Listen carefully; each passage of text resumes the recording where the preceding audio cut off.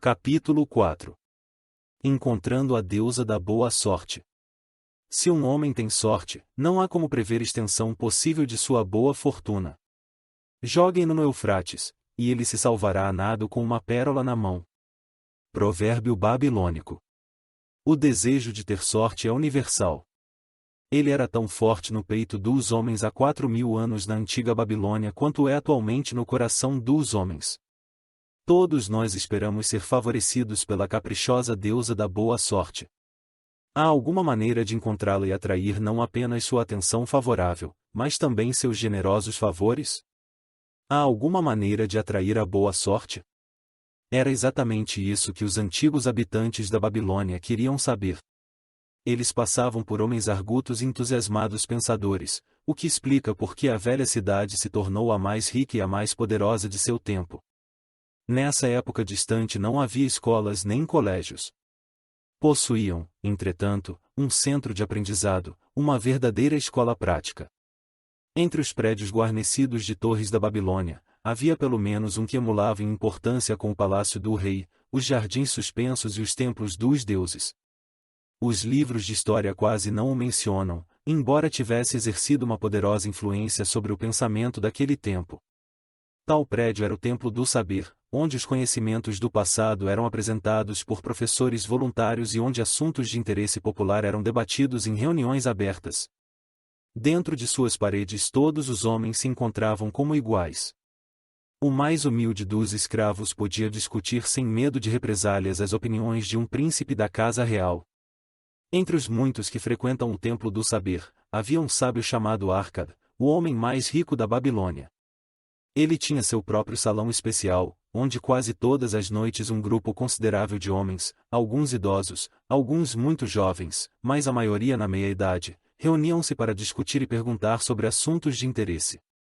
Vamos supor que estamos ouvindo uma dessas conversas para ver como eles encaravam a questão da boa sorte. O sol tinha acabado de se pôr como uma grande bola de fogo brilhando através da areia do deserto, quando Arcad subiu a seu costumeiro tablado.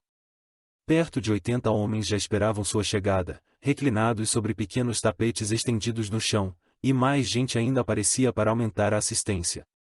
"O que vamos discutir esta noite?" perguntou Arcad. Depois de uma breve hesitação, um tecelão alto dirigiu-se a ele, levantando-se como era de costume. "Tem um assunto cuja discussão gostaria de ouvir, embora receie que pareça ridículo a você, Arcad, e aos amigos aqui presentes." Depois de incentivado por Arcad e pelos próprios colegas a apresentá-lo, ele continuou. "Creio estar com sorte hoje, pois achei uma bolsa com moedas de ouro dentro. Meu grande desejo é continuar tendo sorte. Sentindo que todos os homens compartilham comigo tal desejo, sugiro que debatamos como atrair a boa sorte, para que possamos descobrir maneiras de contar com ela." "Um belo e interessante tema acaba de ser proposto," comentou Arcad, "na verdade, um dos mais valiosos de nossa discussão. Para alguns homens, a boa sorte não passa de um acontecimento casual que, como um acidente, pode ocorrer a alguém sem propósito ou razão. Outros acreditam que a responsável por qualquer boa fortuna é a nossa mais generosa deusa, Ashar, sempre ansiosa para recompensar com belas dádivas aqueles que lhe agradam. Respondam, meus amigos, devemos pesquisar se existem meios pelos quais a boa sorte possa ser incentivada a visitar cada um de nós? Sim. Sim. E muito mais que isso. Respondeu o crescente grupo de ávidos ouvintes. Para começar nossa discussão, continuou Arcad, ouçamos primeiro aqueles dentre nós que passaram por experiências similares à do tecelão, tendo achado ou recebido, sem qualquer esforço de sua parte, tesouros valiosos ou joias. Houve uma pausa, todos esperando que alguém tomasse a palavra para atender à sugestão de Arcad, mas ninguém o fez. "Mas como, ninguém?" disse Arcad, "então esse tipo de boa sorte deve ser realmente raro. Quem agora oferecerá uma sugestão para continuarmos nossa busca?" "Eu o farei", disse um jovem bem vestido, levantando-se.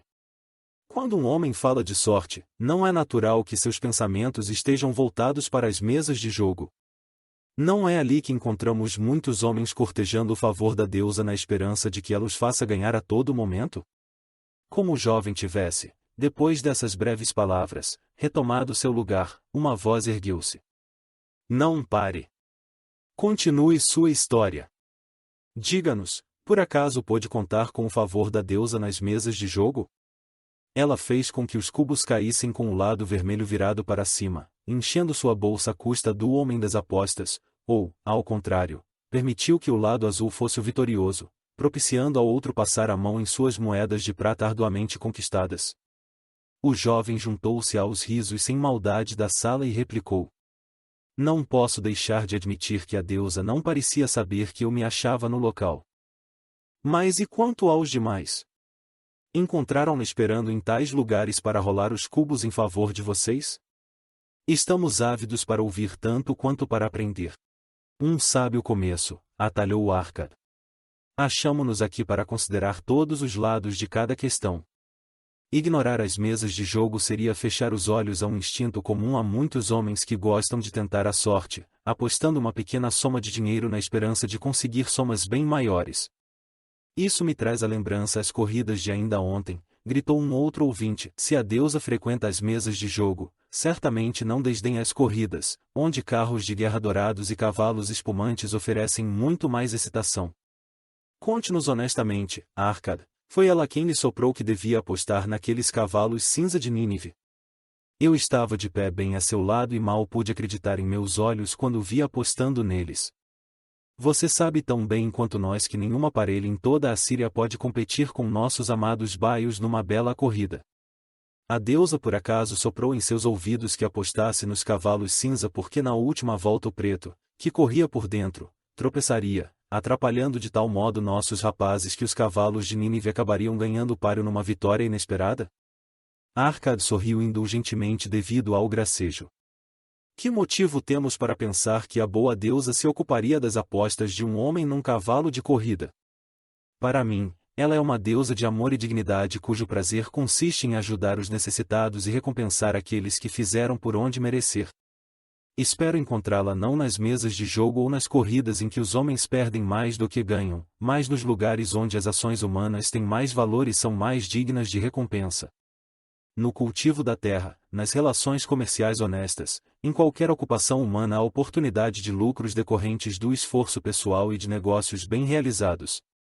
Naturalmente, nem sempre o indivíduo será recompensado, porque às vezes seu juízo pode falhar, tanto quanto, em outras ocasiões, os ventos com mau tempo podem acarretar o malogro de todos os seus esforços. Mas, se persistir, poderá contar com bons lucros no futuro. Isso acontece porque as chances de lucro estão sempre a seu favor. Mas, quando um homem joga apostando, a situação se inverte, pois, as possibilidades de lucro acham-se frequentemente contra ele a favor daquele que dirige a banca. O jogo sempre beneficia este último. Faz parte do negócio que ele tenha direito a uma percentagem sobre as quantias apostadas. Poucos jogadores percebem como são certos os lucros do dono da banca e como são incertas suas próprias chances de vencer. Consideremos como exemplo as apostas feitas no jogo de cubos. Toda vez que o cubo é lançado nós apostamos no lado que cairá virado para cima. Se der o vermelho, o dono da banca tem de nos pagar 4 vezes o valor de nossa aposta. Se der, entretanto, qualquer outro dos 5 lados restantes, perdemos. Assim, em cada jogada contamos com 5 chances de perder, mas, uma vez que o vermelho paga 4 por 1, temos 4 chances de vencer. Numa única noite de jogo, o dono da banca pode contar com lucros certos no valor de 1/5 de todas as apostas feitas. Pode um homem esperar vencer se não ocasionalmente contra vantagens arranjadas de tal modo que, pelo simples fato dele entrar numa casa de jogo, já o despojam de 1/5 de suas apostas? Mas há casos em que alguns homens conseguem ganhar somas bastante altas, arriscou um dos ouvintes. Certamente, continuou Arcad. Percebendo isso, pergunto-me se o dinheiro conseguido dessa maneira traz um valor permanente àqueles que têm sorte. Entre meus conhecidos se acham muitos dos mais exitosos homens da Babilônia, mas sinto-me incapaz de apontar um único que tenha começado a triunfar a partir de uma fonte como essa. Todos vocês aqui reunidos esta noite conhecem muitos de nossos abastados cidadãos. Seria do maior interesse para eu saber quantos deles podem creditar às mesas de jogo o início de seus anos venturosos. E se cada um de vocês falasse dos que conhece? O que dizem? Depois de prolongado silêncio, um gaiato aventurou. Sua pergunta inclui os donos da banca? Se não se lembra de mais ninguém, respondeu Arcad. Se nenhum de vocês pode lembrar-se de ninguém, que tal vocês mesmos? Há bons vencedores por aqui hesitando em recomendar o jogo como uma possível fonte de renda? Seu desafio teve como resposta gemidos procedentes do fundo da plateia, que arrancaram muitos risos. Teríamos a impressão de não estarmos procurando a boa sorte nos lugares que a deusa costuma frequentar, continuou ele. Sendo assim, vamos explorar outros campos. Já vimos, portanto, que ela não se acha no fato de toparmos casualmente com uma carteira perdida, nem nas mesas de jogo. Quanto às corridas, devo confessar que perdi mais dinheiro do que ganhei.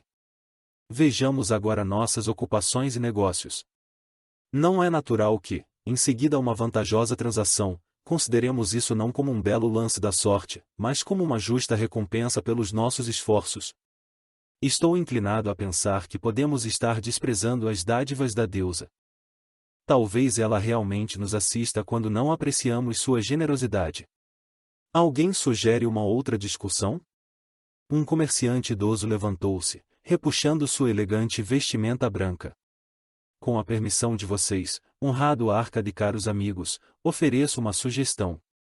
Se, como você disse, devemos acreditar em nossa própria habilidade e capacidade para o êxito de nossos negócios, por que não considerar os sucessos que estivemos a ponto de obter, mas que nos escaparam, situações que teriam sido mais lucrativas? Elas teriam sido um raro exemplo de boa sorte se realmente tivessem ocorrido.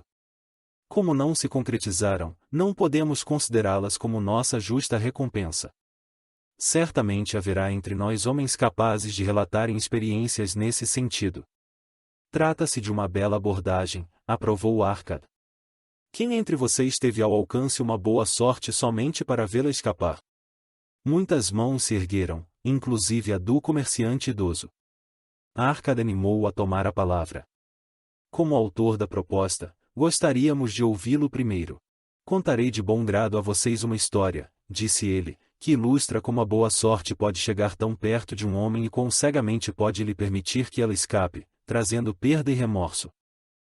Há muitos anos, quando ainda era jovem, recém-casado e no começo de uma promissora carreira, meu pai me procurou e insistiu energicamente comigo para que eu participasse de um determinado investimento.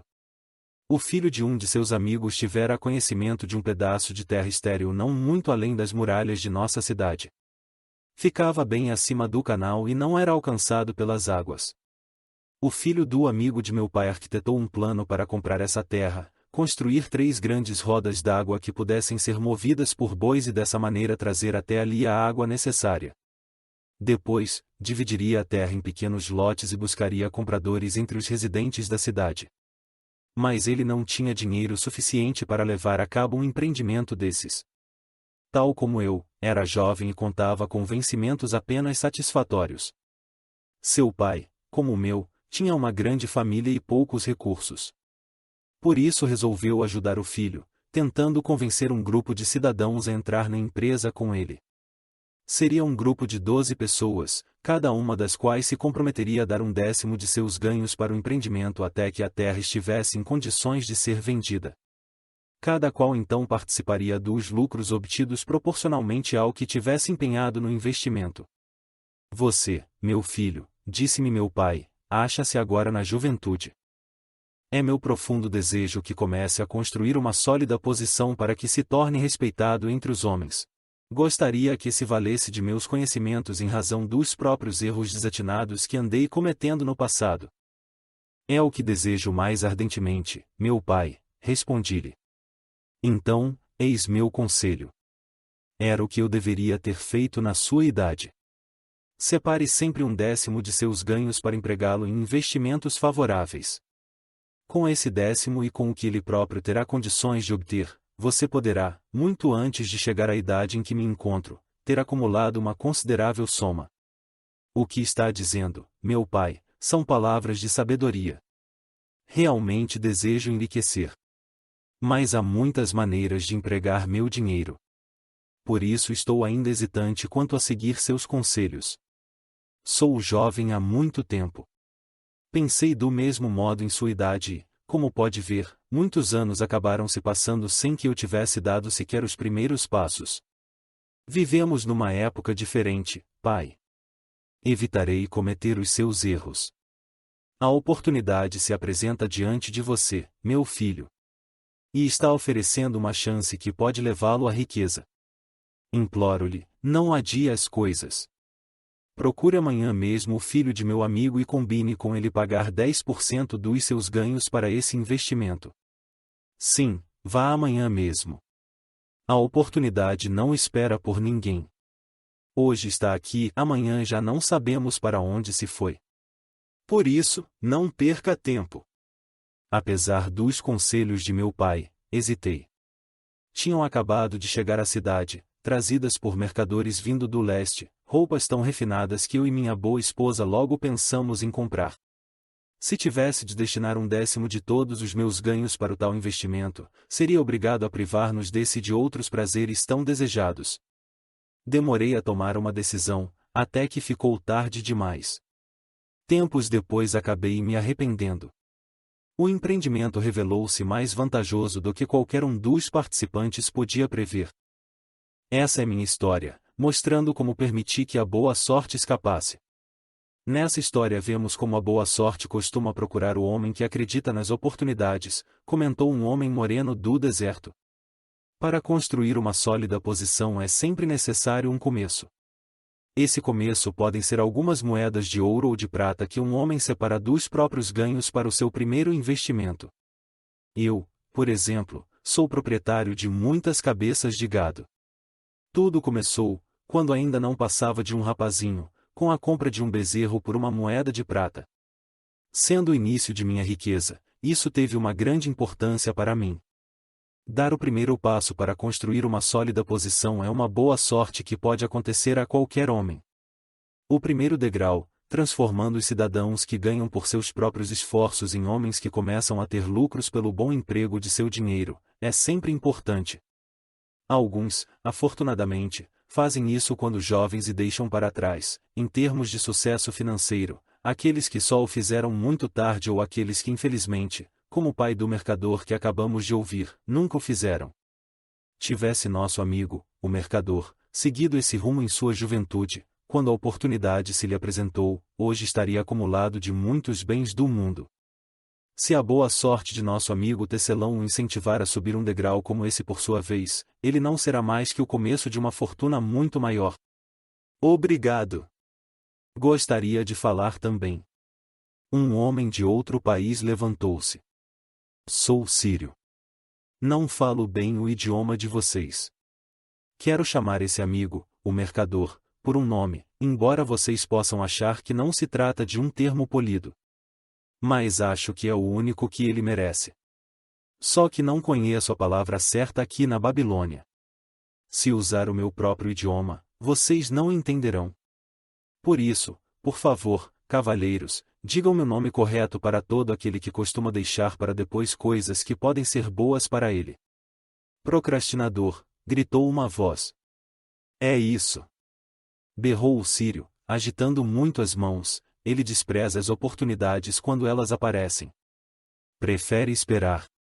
Ele diz, no momento já estou com muito bons negócios, daqui a pouco a gente vê isso. As oportunidades não esperarão por um companheiro tão lento como esse. Elas acham que, se um homem deseja realmente ter sorte, deve apressar-se. O sujeito que não se atira quando as oportunidades se apresentam não passa de um procrastinador como o nosso amigo, esse mercador. O mercador levantou-se, curvando-se logo em seguida, respeitosamente, em resposta ao riso geral. Tem toda a minha admiração, estrangeiro dentro de nossos portões, por não hesitar em falar a verdade. Ouçamos agora uma outra história sobre oportunidades, atalhou Arcad.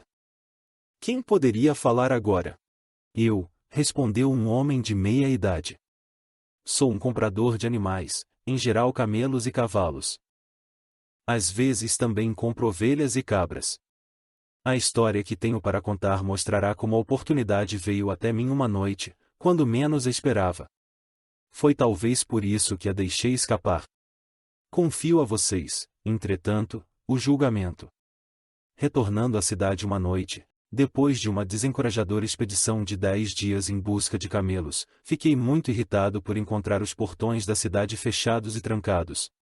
Enquanto meus escravos armavam a tenda para o pernoite, que seria passado com pouca comida e sem água, aproximei-me de um fazendeiro idoso que, como nós mesmos, achava-se fora das muralhas. Honrado senhor, dirigiu-se-lhe a mim, por sua aparência, julgo estar falando com um comprador. Se eu estiver certo, muito me agradaria vender-lhe o mais excelente rebanho de ovelhas a um ótimo preço. Ai de mim, minha esposa encontra-se de cama, ardendo em febre. Preciso voltar o mais depressa possível. Compre minhas ovelhas, para que eu e meus escravos montemos em nossos camelos e partamos imediatamente. Estava tão escuro que eu não podia ver o rebanho, mas pelos balidos imaginei que devia ser bastante grande, havendo consumido inutilmente 10 dias à procura de camelos. Fiquei contente em fazer negócio com ele. Em sua ansiedade, o homem acabou fixando um preço bem interessante. Aceitei, sabendo que meus escravos podiam conduzir o rebanho através dos portões da cidade, pela manhã, e vendê-lo com um lucro substancioso. Fechado o negócio, ordenei aos escravos que trouxessem tochas a fim de contarmos o rebanho, que, segundo as declarações do fazendeiro, tinha 900 cabeças.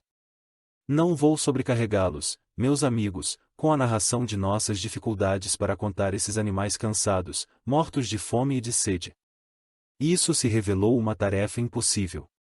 Por isso, disse claramente ao fazendeiro que eu teria de esperar a luz do dia para conferir o rebanho e que só então lhe pagaria.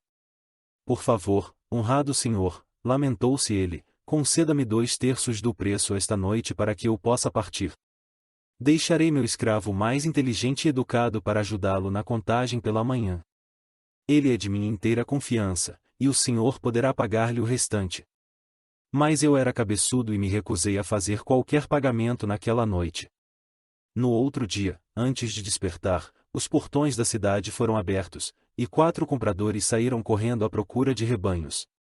Estavam ávidos e dispostos a pagar altos preços, porque a cidade achava-se ameaçada de sítio, e não havia comida suficiente. O velho fazendeiro conseguiu pelo rebanho 3 vezes o preço que tinha combinado comigo. Foi desse modo que permiti que a boa sorte escapasse. Essa é uma história extraordinária, comentou Arcad. Que lição podemos tirar dela? A lição de que devemos fechar imediatamente um negócio quando estamos convencidos de que ele vale a pena, declarou um venerável fabricante de celas. Se o negócio for bom, você precisa proteger-se tanto contra sua própria fraqueza quanto contra qualquer outro concorrente. Nós mortais somos mutáveis. Quero dizer, mais aptos a mudar de opinião quando estamos certos do que quando estamos errados. Nós somos realmente cabeçudos, estamos constantemente propensos a vacilar e deixar as oportunidades escaparem. Meu primeiro juízo é sempre o melhor. Mas sempre encontrei dificuldade para obrigar-me a prosseguir com um bom negócio. Por isso, como uma proteção contra minhas próprias fraquezas, faço imediatamente um depósito para garanti-lo. Isso me resguarda contra futuros remorsos por não ter aproveitado uma eventual boa sorte. Obrigado. Gostaria de falar novamente. O Círio estava de pé. Tais histórias são muito parecidas. As oportunidades fugindo pela mesma razão. Estão sempre ao alcance das mãos do procrastinador, trazendo-lhe bons planos. Ele sempre hesita, acha que deve esperar uma ocasião melhor, o tempo passando. Como pode ser bem-sucedido o homem que age assim? Sabe as palavras, meu amigo, respondeu o comprador. A boa sorte dá as costas à procrastinação nessas 2 histórias. Mas isso não é incomum. O espírito de procrastinação está dentro de todos os homens. Queremos ser ricos, mas, sempre que as oportunidades aparecem diante de nós, esse espírito de procrastinação nos incita, com o nosso próprio consentimento, a adiar as coisas. Por dar ouvidos a ele, tornamo-nos nossos piores inimigos. Em minha juventude não identificava essa tendência dos homens com o vocábulo que tanto agradou a nosso amigo da Síria. Pensava, no início, que era o meu pobre juízo que me fazia perder negócios tão lucrativos. Mais tarde joguei a culpa na minha teimosia. Por fim, tive de dar o braço a torcer e tratava-se de um hábito de adiamento desnecessário onde se precisava de uma ação rápida e decisiva. Como odiei a procrastinação quando a verdade finalmente se mostrou. Com a amargura de um asno selvagem preso a uma carroça, fugi desse inimigo de meu sucesso. Obrigado. Gostaria de fazer uma pergunta ao senhor mercador. Era o sírio outra vez. Você usa roupas finas, que em nada se parecem com as de um homem pobre, e fala como um homem bem-sucedido. Conte-nos, você ainda dá ouvidos à procrastinação? Como o comprador, nosso amigo. Respondeu o mercador, eu também acabei por reconhecer a procrastinação e bani-la. Para mim, ela provou ser uma inimiga, pois me observava, esperando ver frustradas minhas realizações. A história que contei é apenas uma entre os muitos exemplos similares que poderiam ser citados para mostrar como isso me desviou de minhas oportunidades. Depois que compreendemos, não é difícil superar tal coisa. Nenhum homem permite voluntariamente que o ladrão roube suas sacas de cereais. Tampouco permite voluntariamente que um inimigo seduza seus clientes ou roube seus lucros. Quando uma vez percebi que meu inimigo estava praticando ações como essas, subjuguei-o com determinação. Assim, todo homem deve dominar seu próprio espírito de procrastinação se quiser participar dos ricos tesouros da Babilônia. O que diz, Arca? Como você é o homem mais rico da Babilônia, muita gente acha que você é um sortudo. Concorda comigo em que nenhum homem pode alcançar uma grande soma de sucesso até que tenha completamente esmagado o espírito de procrastinação dentro de si? As coisas realmente se passam como você afirma, admitiu Arcad. Durante minha longa vida observei gerações e gerações seguindo adiante por esses caminhos dos negócios, ciência e aprendizado que conduzem ao sucesso na vida. As oportunidades surgem na vida de todos os homens. Alguns se agarram a elas e direcionam-se para a satisfação de seus mais profundos desejos, mas a maioria hesita, falha e fica para trás. Arcad voltou-se para o tecelão. Você sugeriu que discutíssemos sobre a boa sorte. Deixe-nos saber o que pensa agora sobre o assunto. Vejo a boa sorte sob uma luz diferente. Tinha pensado nisso como a coisa mais desejável que pudesse acontecer a um homem, sem grande esforço de sua parte. Agora percebo que não se trata de situações que alguém possa atrair para si mesmo. Aprendi que para atrair a boa sorte, é necessário aproveitar as oportunidades. Por isso, no futuro, farei o melhor que puder quando as oportunidades surgirem para mim. Você pegou bem o sentido das verdades trazidas à luz por nossa discussão, replicou Arcad. A boa sorte, de acordo com o que vimos, segue de perto as oportunidades, mas raramente chega de outro modo. O mercador nosso amigo teria sido um eleito da boa fortuna, se tivesse aproveitado a oportunidade que a boa deusa pôs diante dele. Nosso amigo comprador, da mesma maneira, teria sido outro eleito da boa fortuna, se não houvesse hesitado em comprar na hora o rebanho de ovelhas, vendendo em seguida a um preço bastante vantajoso. Prosseguimos a discussão até encontrarmos os meios pelos quais a boa sorte pode ser atraída para nós.